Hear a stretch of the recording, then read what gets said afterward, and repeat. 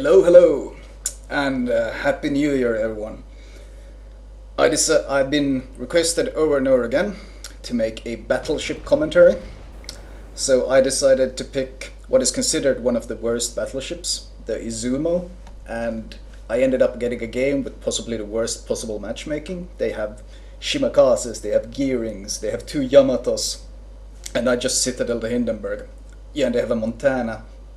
Basically, this is a nightmare scenario for the Izumo. Everything is against it here. So I figured, well, this should be an interesting game and a good one to make a commentary about. This Montana is shooting HE, which is actually not that bad of an idea. Montanas can actually counter Yamatos quite well if they spam HE, which is something people often don't think about. But Yamatos are very susceptible to HE spam, and the Montana is one of the best fire starters in the game. But this is not about the Montana, this is about the Amagi. Now, as you can see, this has a bit of an awkward turret setup, meaning it has all three turrets in the front. I attempt to keep all my turrets on the target, while at the same time constantly angling my armor. You can tell that I'm using the detection perk, and the reason I use the detection perk on battleships is to let me know when I'm not detected. Because when I'm not detected, then I can turn around and readjust my ship without being worried about getting citadeled. And of course, when you play battleships, you have to keep a constant eye on your surroundings, especially the enemy battleship locations, and a general overview of where their destroyers are. The reason you need to know where the battleships are is to make sure you're always angled your armor against them. If in high tier, even in lower tier nowadays, if you give your broadside to a battleship and he's somewhat competent, he will instantly citadel you. The citadel is located below the smokestack on most ship. Usually if you shoot at the waterline, basically right below the smokestack, you will end up getting citadels. Usually. Of course there's RNG and stuff involved where your shots land and so forth, but the Izumo especially has quite a large citadel, so you have to be quite careful with how you angle yourself towards battleships. Always try to keep your armor at a minimum 45 degrees angle, which will reduce the odds of your armor being penetrated. Now, obviously standing around on this side is pretty pointless because we have two Shimas here, so I see no reason why this side would leak. Basically two Shimas and a Montana. So if any cruisers show up, the Montana will wreck them. Any battleships, the Shimas will wreck them. So I'm pretty much pointless, or it's pretty much pointless for me to sit on this side. So I'm going to switch to the other side where I will be more useful. That's something you always have to consider as a battleship. Don't always pick the place where you're the safest. Pick the place where you're the most useful. This is the Hindenburg I citadel earlier. It is 18.5 kilometers away, but it's going in a straight line, and cruisers that go in a straight line are the favorite targets for a battleship, especially if they go horizontally straight. Oh, there we go, another citadel on him. I actually write about it in all chat. I feel sorry for this guy. Oh god, look at his HP. He's down to 8k. I've citadeled him twice now. Now, even the Izumo, as you can see, even though people talk a lot about the dispersion being awful, it's not that bad. I mean, of course it has its times when it's quite unreliable, but it's not as bad as people make it out to be. Because in the end, the Izumo is still a high-tier battleship, and all high-tier battleships are very, very, very strong ships. I mean, cruisers could challenge battleships in like T4, maybe even T5. Nah, I don't really think in T5. In T5 it doesn't even work anymore. But people could challenge them somewhat in the earlier tiers. But in high tier, a battleship will defeat a cruiser 10 out of 10 times if they start at somewhat equal footing. Of course there are exceptions, like the battleship being terrible or the cruiser getting a perfect ambush with torpedoes or stuff like that. The Yamato gave me a nice fat broadside, so obviously I shot him. I didn't get any citadels, but I did 10k damage to him anyway, which is quite respectable. The Yamato is always the bigger target than the or more dangerous target than the turrets here, so that's who I'm shooting. You can see, if you look at the bottom left, you can see the way my ship is angled. It makes me very hard to hit, as you see, as the Yamato couldn't hit me. And even if he does hit, it's very unlikely that he will A, damage my turrets, or B, hit me in the citadel. And when my guns are reloading, I obviously angle my ship even more, especially from the turrets. Now that my guns are about ready to get loaded again, now I turn back and shoot my next volley. Oh well, I'm not going to waste it on him since he's dead, so I'm switching to the turrets. And this is something you should abuse. Now, there's no reason for me to play aggressive on this side, because they have a huge advantage on this side. There was a Yamato, a turrets, a Baltimore, a shimakaze, and a second Yamato. So if I push past this cliff, while it might seem quite brave, I'm gonna get torped, I'm gonna get set on fire by the Baltimore, and I'm gonna get absolutely wrecked by their Yamato. So I'm gonna play the patient game.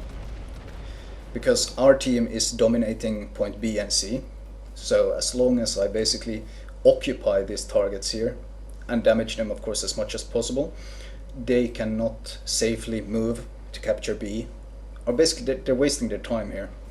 They should just ignore us and go for B, but people rarely think that far.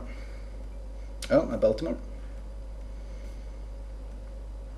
You can see, as soon as I saw the Yamato, I angled my ship, because it doesn't matter how far away the Yamato is, he can penetrate you very, very easily.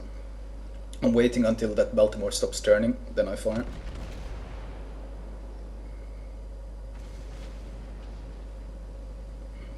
Let's see how those shells land. Nah. 2 hits, but very, very bad damage. He was smart, as you see how his ship is angled. He's angled straight towards me. That's how you're supposed to angle your cruiser. That was well played by him. It basically made it very, very hard for me to land significant damage. Of course, you can get lucky as a battleship, and you can even get citadels straight from the front, but it's actually quite rare. Now this turret is giving me broadside, which obviously makes him my main target for now. The Yamato shot, so since I know that he shot, I take this chance to turn to the left, because I know I will disappear from detectability as soon as I get behind this cliff, so he won't have time to shoot me again while I'm showing broadside. And you see, thanks to the detection perk, I know I'm safe now. He shot blindly, but it only did 4,000 damage. I think that was the turrets even. But I'm basically safe, and I'm in cover. Now the Yamato has showed up here, so there's really no point for me to sail all the way around, because we have so much on the other side. We have a Rune, we have a Hipper, we have 2 Shimas, we have an Iowa, so I know that the seaside is basically safe. So I'm not going to waste time by sailing all the way down there, especially since the Shima is down there. I'm not going to risk myself for no reason, since the biggest threats they have is here, the Yamato. He still hasn't detected me. I'm still basically hiding behind this land. Got a nice 7k hit on him. He's focusing so much on the Shima to make sure he doesn't get torped from that direction, that is leaving himself pretty open for me. Did a total of maybe 10k damage to him with the first shot, so not that good.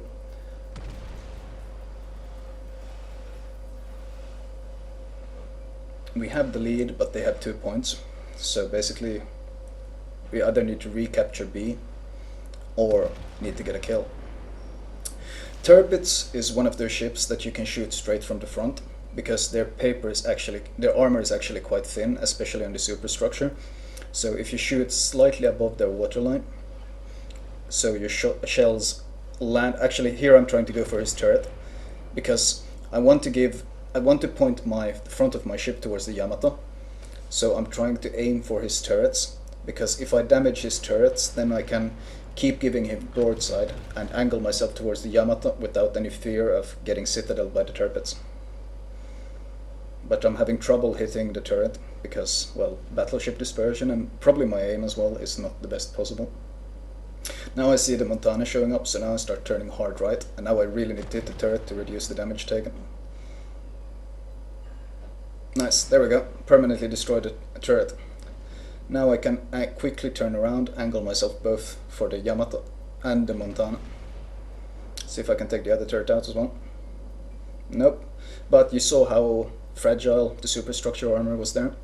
My shells landed, as I said earlier, in the superstructure and did a ton of damage. Now the Tirpitz obviously wants to torp me, that's why I had to turn away. I couldn't continue angling myself and going straight, because then I ran the risk of being torpedoed. I really want to finish this guy off, but I'm afraid of giving too much broadside with both the Yamato and the Montana behind me. But I shot him in the citadel, a nice 15k damage, even though it didn't actually hit the citadel, but the Tirpitz is designed so that it's very hard to citadel the ship, but for the sake of balance, it actually takes quite a lot of AP damage. So hitting in the citadel still does a ton of damage, because you get some nice penetrations. Now we have a sizable lead, and they are down to both the Montana and the Yamato.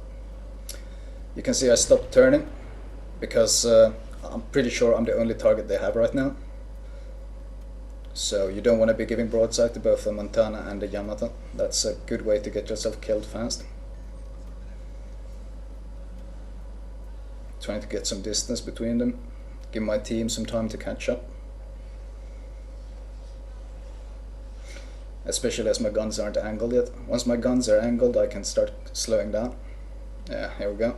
Guns are fully angled. Now I can start slowing down and start laying damage into them.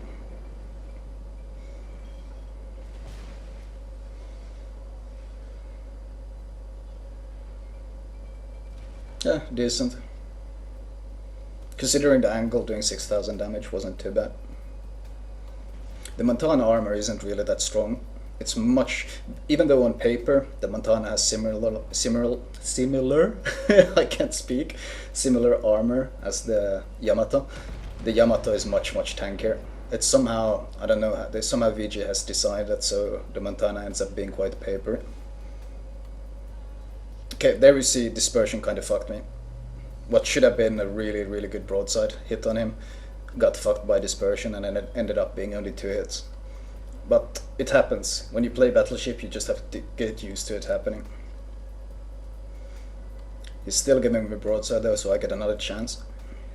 Once again, I'm aiming right for his waterline, hoping that my shells will land right under the smokestack, because that's where the citadel is. And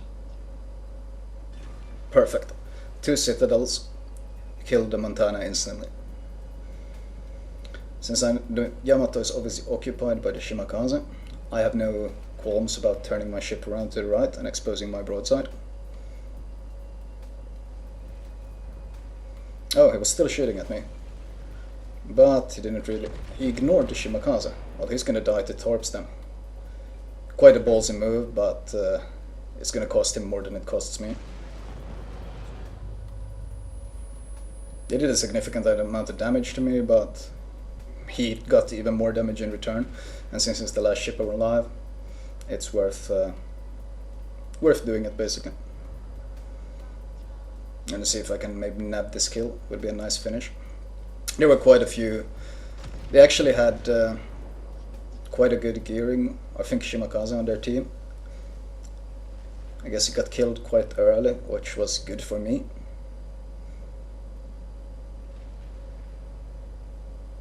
Yeah, those shells missed, but he got killed. There we go. And this was my first win of the day, so nice 12k. Oh, I managed to carry with 2 shimakazes, a gearing, a Montana, another Dismoines, another shimakaze. And how much damage is this? Like 166,000 on a 14-minute game, and 166,000, especially considering the matchmaking, which with what I was against, I consider it to be quite a good game and quite a fun game. As usual, I will start with the upgrade path. Now, the first most important upgrade, in my opinion, is by far the range upgrade.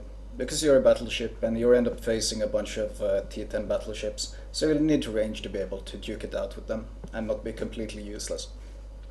The second upgrade, go for the hull. It gives you AP damage and some AA buffs, or significant AA buffs even, because without this hull you're too much of a juicy target for carriers, so you have to have some sort of defense, some additional, so getting the hull upgrade next is very important.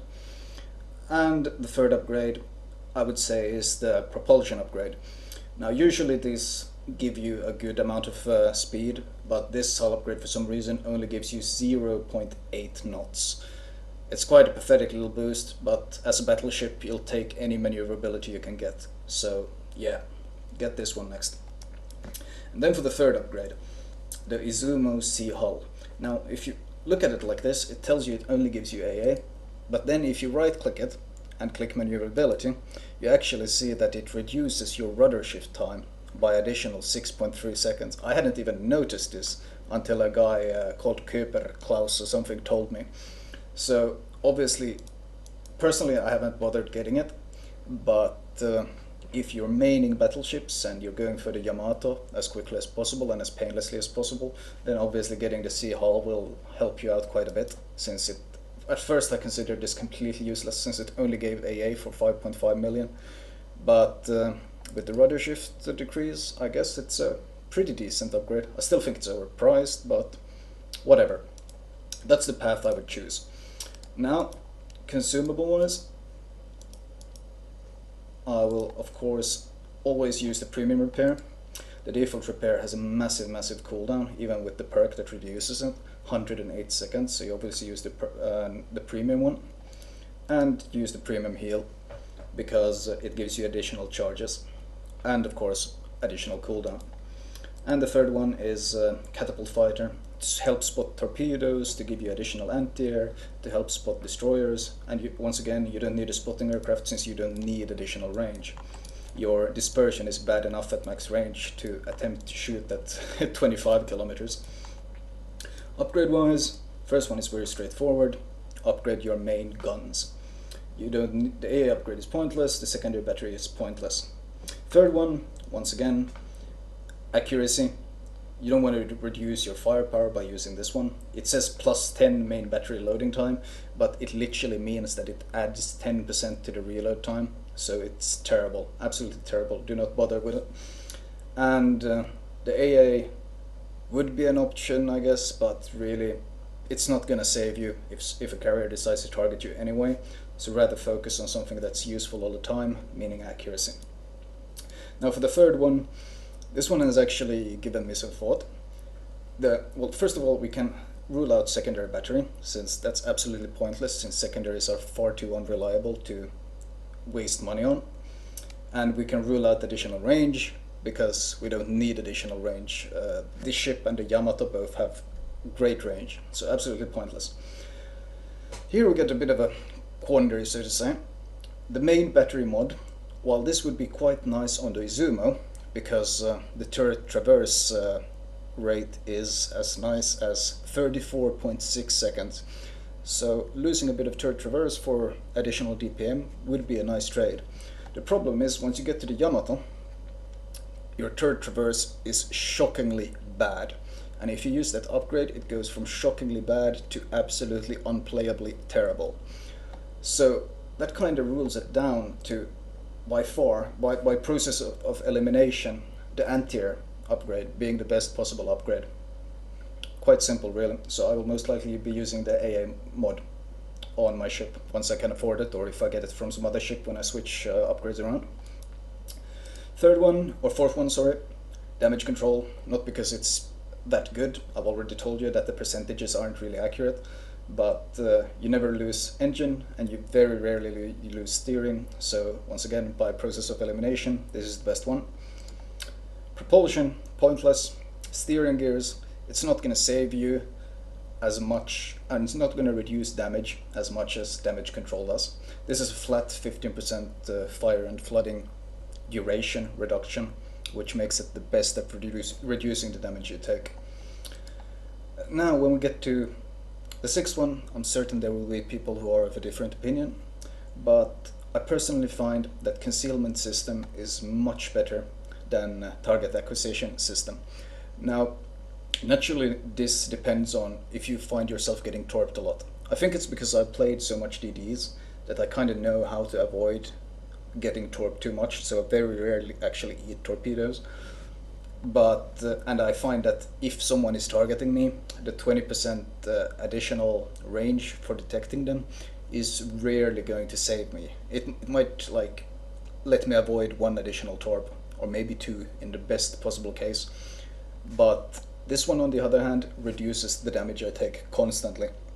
Every time I'm not detected, the big battleships, the Yamatos, the Montanas, they will shoot at someone else instead. And considering your reload on the ship is 30 seconds, and the debuff from shooting is 20 seconds, every time between you fire, you disappear from detection. As you saw in my vid, I kept disappearing and being detected over and over again. And that's basically what happens, which makes you quite annoying to shoot at, because it's hard to like realign your guns to where you are, and it gives you time to maneuver as well. So I consider the concealment one the best. Captain perks, most important one, basics of survivability. 15% reduction to fire and flooding, very simple, it's by far the best one. I consider situation awareness very, very good. Whereas on a destroyer, you use this perk to find out if you're detected. On a battleship, you use this to find out if you're not detected. Because every time you're undetected, it means you can maneuver. You can switch broadsides, you can realign guns, you can change your course. All these things that you usually have to be very careful doing, so you don't give a broadside to some battleship. And with this, you know when it's safe to do these maneuvers. And it will also help you spot where people, or destroyers especially, might be hidden. Like if you're detected and then you pass by an island and you suddenly get undetected and detected again, you have a good idea where the destroyer is. So very valuable perk. Second one, expert marksman, mostly because the other three are completely useless. This one, as I've said before, is not as good as it seems. The percentage isn't accurate, so by far the best perk. Third one, superintendent, very straightforward. You want an additional heal. The plane is pointless, but the additional heal is great.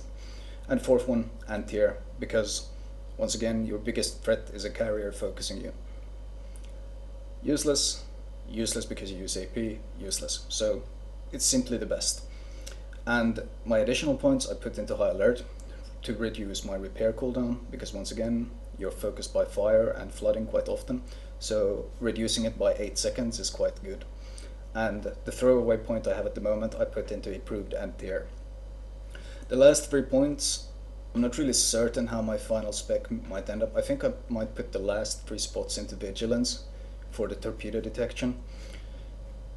I considered going jack of all trades at one time, but I don't think it's worth the points. They're planning on buffing it in the future, but until they do, it's not worth the points. Because the most important cooldown is the repair, and you get that from this one. And the heal cooldown is actually not even that long when you use a premium heal. It's only 80 seconds, like a bit more than a minute, so you don't really need to reduce it. It's not worth the points in my opinion right now. No T5 perk is really worth it at the moment. So that was my much requested Battleship commentary. I hope you enjoyed it, even though I did it on a bit of an unpopular ship, the Izumo. Anyways, that's me out. Oh, and Happy New Year everyone.